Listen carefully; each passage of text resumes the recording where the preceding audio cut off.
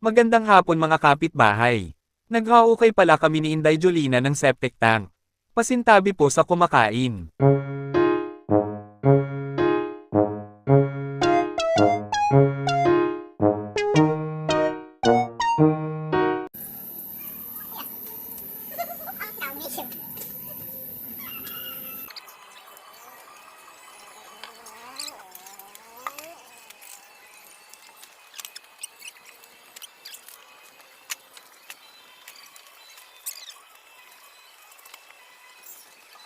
Ako pala yung nagpupala dyan.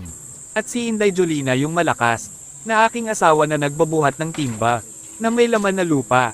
Yung mga lupa pala nilalagay namin sa loob ng bahay. Para tumaas ang level ng aapakan namin. Para lagyan ng simento. Time check pala tayo mga kapitbahay. Tama-tama rin. Alas 5 na ng hapon. Nagrereklamo na asawa ko. Sa susunod na daw namin babalikan itong paghaukay namin. Kasi hapon na hihihi. Di ko na malayan. Hapon na pala ha ha ha ha.